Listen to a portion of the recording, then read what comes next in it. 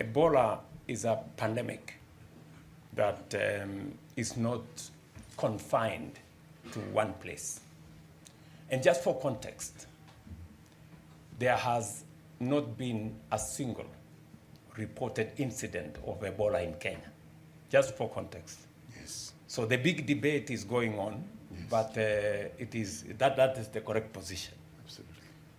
Number two, the Ebola situation in Eastern DRC is a source of concern for any country, including Kenya, that is mindful of matters health of its citizens. And the responsible thing to do when there is reports of such high-level infectious outbreak in a region where we have thousands of citizens, Kenyan citizens in DRC. We have soldiers in DRC. The most responsible thing to do is to prepare for any eventuality. And that is what Kenya has done. We have prepared ourselves adequately. We have taken command of all our entry points. We are doing testing of every person coming into Kenya from anywhere near that region. We are testing close to between 2,000 and 3,000 people from all our entry points every day. We have mobilized resources, testing kits, reagents, and all manner of people. We have trained thousands of staff, health staff, to be able to handle that situation. We have now isolation facilities, 23 of them across the country, in different parts of the country. And one of the facilities that has now raised a bit of controversy is the facility we agreed to set up in conjunction with the Americans in one of our military air bases. And why have we done that? We have a huge American military contingent in Kenya, number one. Number two, we have set up the 23 other isolation places in Kenya with the support of friends, among them the Americans, our own resources, but also with the support of Americans. The American government has supported us in this Ebola setup infrastructure, health infrastructure, to the tune of 1.8 billion Kenya shillings.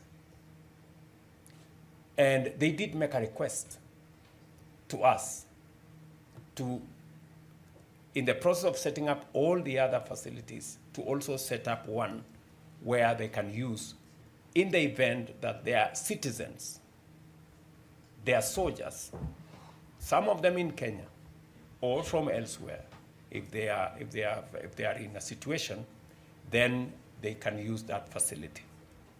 For context again, even if the Americans had not set up that facility at the military base, if there was any American in Kenya, we would take them to a Kenyan facility.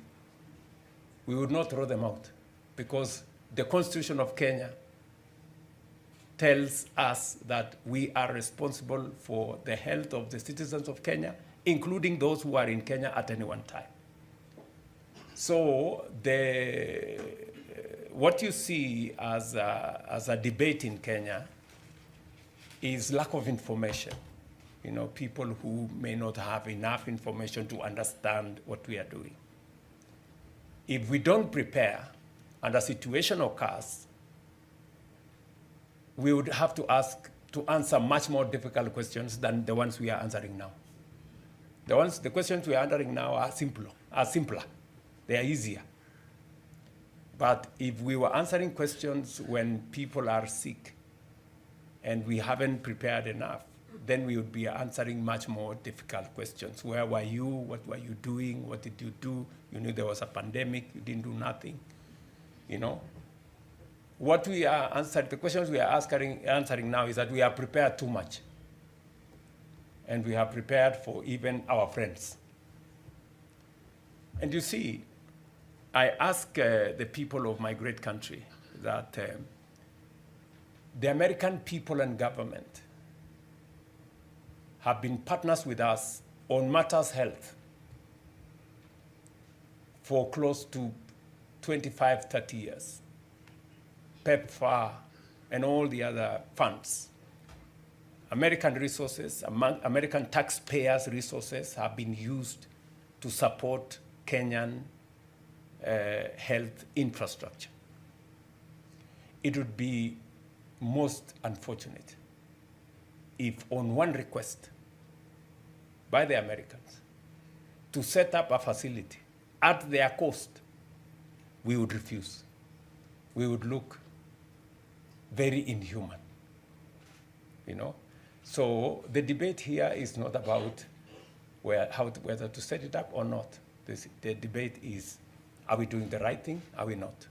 And I can tell you without fear of any contradiction, and I can look at everybody in the eye, Kenyan, including yourself, and tell you we are doing the right thing.